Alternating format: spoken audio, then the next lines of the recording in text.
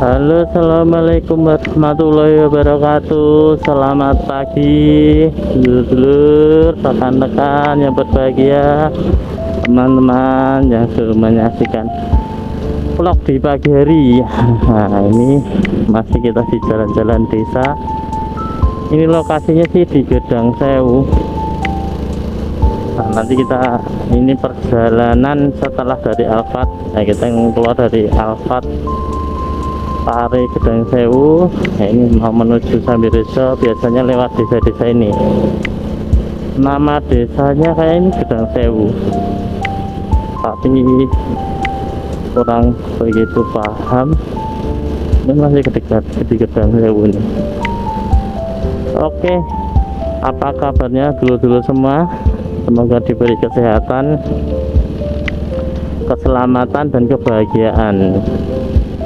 Baru tadi malam Pare diguyur hujan, alhamdulillah, setelah beberapa bulan panas sekali. Ini cuma biasanya nanti dari pagi sampai siang mendung-mendung, ini siangnya sudah panas banget, sorenya hujan.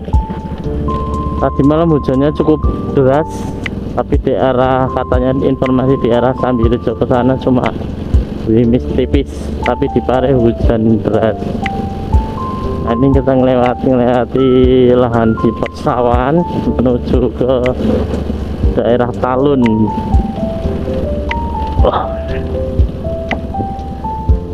Talun Pare Kediri.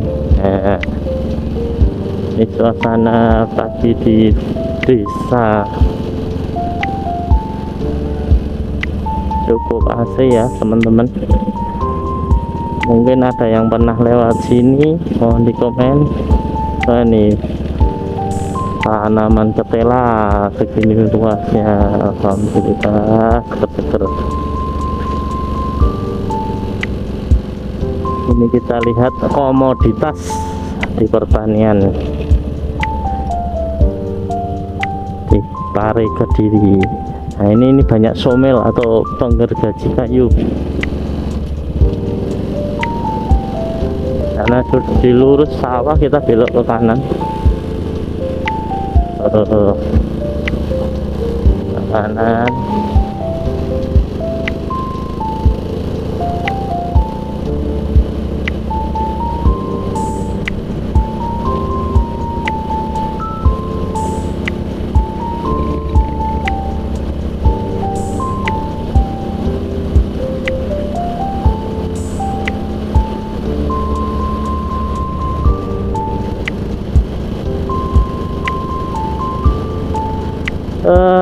Ini mau kita bercerita tentang yang kemarin tak lihat ya di YouTube pas malam hari itu, RJL 5.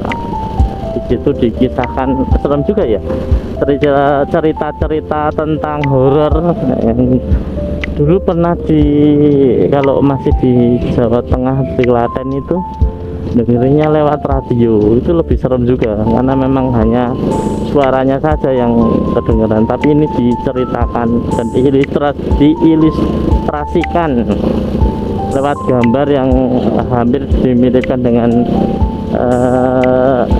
keadaan sesungguhnya. Nah, cerita tadi malam itu tentang seorang perias artis yang merias seorang calon pengantin. Cuma di dalam pengerjaannya ternyata banyak hal mistis yang ditemui, seperti orangnya kesurupan dari pihak pengantin tersebut, sampai bilang serem juga sih, bilangnya, "Cucu, tolong make upin cucuku yang cantik ya." Ternyata dalam cerita tersebut ada beberapa orang yang tidak senang dengan pernikahan tersebut. Nah, ini jadi fenomena yang cukup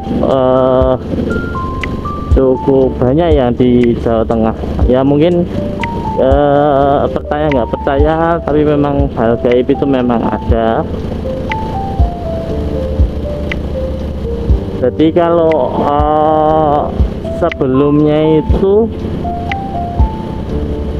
pihak dari perempuannya itu memberikan sebuah apa ya, dari leluhurnya. Jadi memang seminggu sebelumnya itu sudah pihak perempuan itu kesurupan, ya sih, kesurupan selama 1 minggu. Nah ini kan aneh, pada saat pernikahan tapi kok dia kesurupan selama 1 minggu full. Nah usut punya usut, ada seorang mantannya itu tidak setuju dengan pernikahannya atau tidak rela lah. Nah ini kan juga jadi hal aneh. Jadi pihak perempuan pun memberikan seperti kayak di orang pintar lah, untuk mendatangkan leluhurnya untuk memagari apa yang untuk kelancaran lah pernikahannya. Nah, ternyata setelah memagari itu dari pihak perias itu, pihak pengantinnya itu kesurupan. Dan nanti kita teman-teman lihat sendiri di RJL5 ya di YouTube, itu cukup serem sih. Nah, di beberapa tontonan YouTube itu memang kita membuka tabir atau membuka yang kisah nyata ya, bukan yang buatan. Kayak seperti hal gaib, santet itu ternyata memang ya lo di Jawa khususnya itu cukup banyak dan serem-serem menurut saya. Nah kita sebagai umat Islam ya percaya nggak percaya ya kita mempercayai hal gaib itu ada. Nah kita cuma bisa berserah diri pada Yang Maha Kuasa. Dari cerita-cerita tersebut saya bandingkan di kondisi nyata di kehidupan yang pernah diceritakan selama ini. Ada beberapa seorang pemimpin yang terkena guna-guna. Nah ini cukup aneh ya, saya pikir hanya penyakit medis saja yang terkena hal tersebut, disangka dan tidak disangka ada unsur hal tersebut. Nah apakah itu mengganggu? Ya sangat mengganggu, karena akan menyerang kesehatan seseorang. Terus saya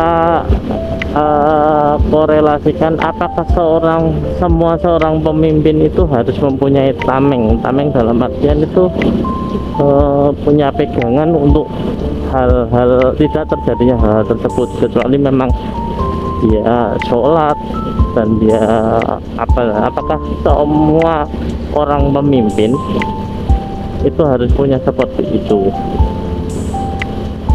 Mohon dijawab di komentarnya, karena memang hal ini yang membuat banyak bertanya. Seperti zaman dahulu tuh, kalau memang seorang pemimpin zaman dulu, seorang lurah atau pemimpin desa ini memang mempunyai kesaktian yang sangat luar biasa. Jadi mereka disegani, berwibawa, dan mudah sekali mengatur orang. Nah di zaman milenial ini, apakah semua itu juga terjadi, ataukah hanya kepintaran yang bisa membuat mereka untuk jadi seorang pemimpin, ataukah ada beberapa orang yang mau jadi pemimpin itu melegalkan sebuah cara A, B, C, dan Z itu untuk menjadi seorang pemimpin? Apakah itu juga langgeng? Ini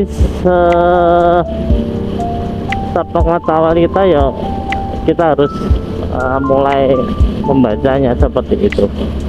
Jadi apakah yang jujur itu pemimpin yang jujur, yang adil, yang mau tidak mempunyai apa-apa atau hal-hal yang mistis seperti itu, menjadi pemimpin yang seperti khalifah lah Nabi dulu. Seorang pemimpin ya seorang pemimpin yang mempunyai wibawa, mempunyai kecerdasan dan yang lainnya.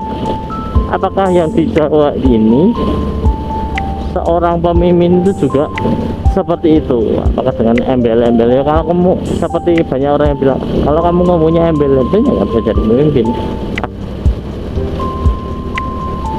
Saya di balik itu semua dengan segala embel-embel yang ada, apakah itu akan kekal seorang kepemimpinannya? Sedangkan ya memang seorang pemimpin yang punya embel-embel itu kan mempunyai